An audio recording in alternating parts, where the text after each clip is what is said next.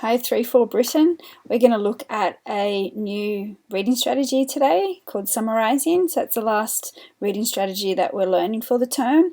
So just remembering these reading strategies, the Super 6, help us understand text better. It's what good readers do. So we have learnt 5 so far. So we've learnt visualising, making connections, monitoring, questioning and predicting. So we're going to have a look at summarising. So I've got a little clip there that you should be able to see that just tells us a little bit about what summarising means. So when we summarise, we're briefly retelling the main events or ideas from a text in our own words. So what that means is that text include a wide range of characters. So they could be main characters or they could just be other characters in the text. They include events and information. And what we're doing, we're reducing these details down to the most important points. And that can help us strengthen our understanding of what we have just read.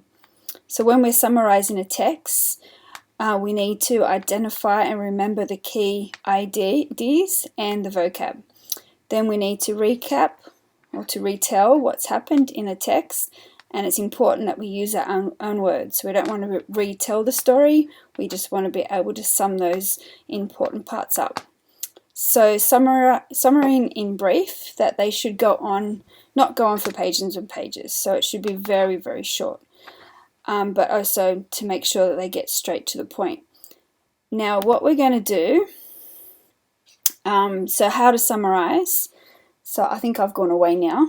That's okay. So while you're reading, I want you to ask yourself the following questions to help you summarize the text.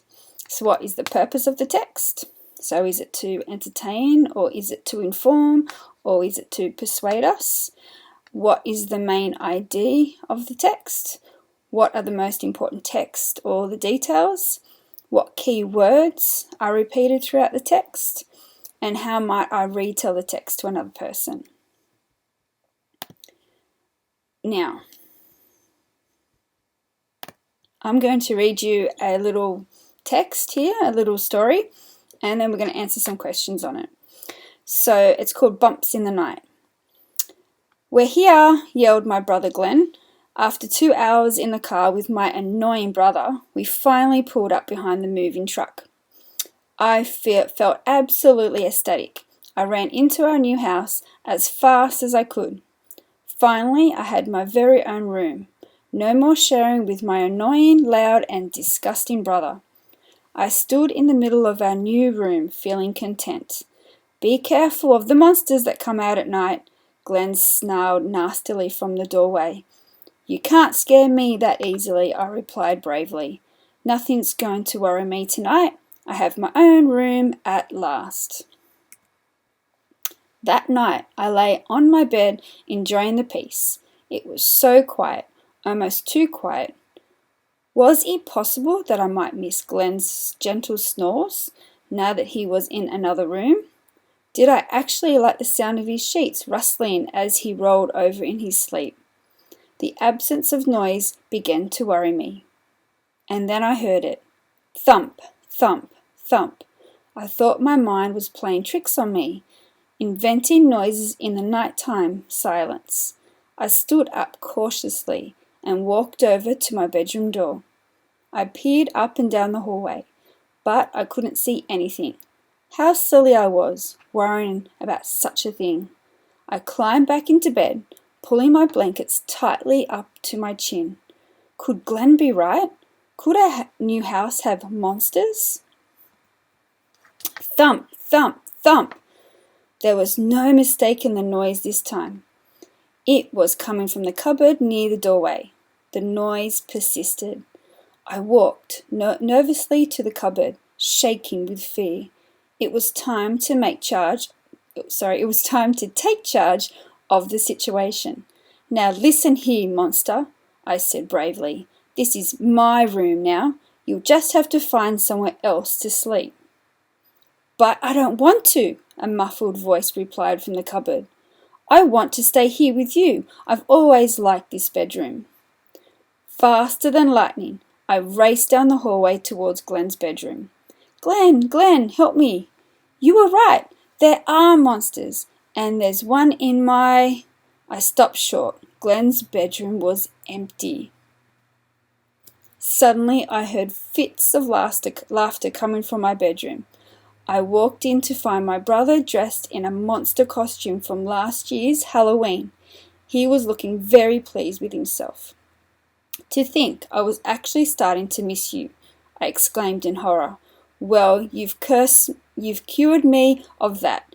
Now get out of my room. Glenn retreated in fits of giggles. I sat down calmly on my bed. Time to plot my revenge.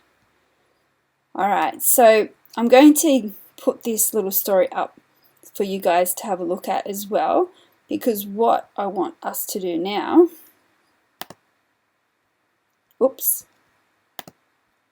is to have a look at this sheet here.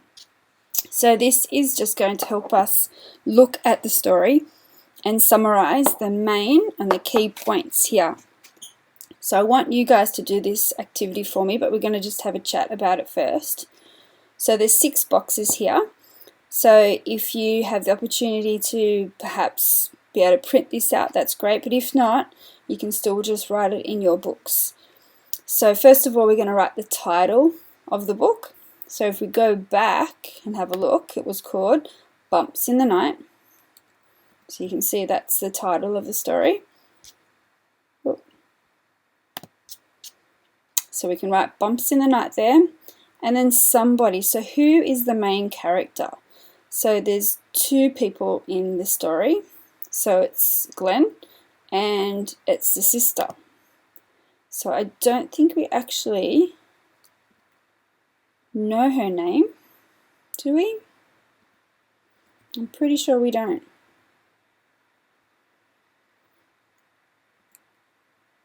Yeah, so it's a sister and her brother. Yep, so we don't, because she's writing the story, so we don't actually see her name. So they're the 2 main characters in the book. Now, wanted. What did the main characters want?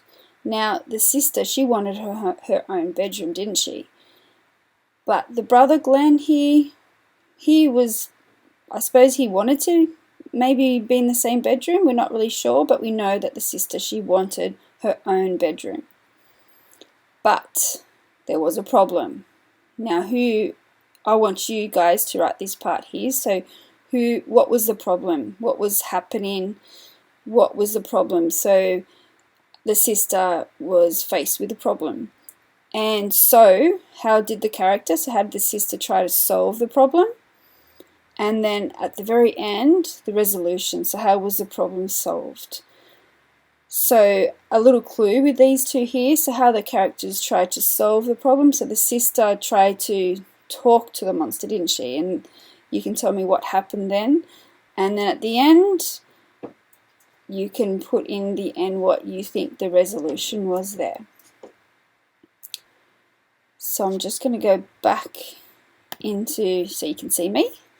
So your job is to complete that summary sheet and just work out if you can identify the key points in this story.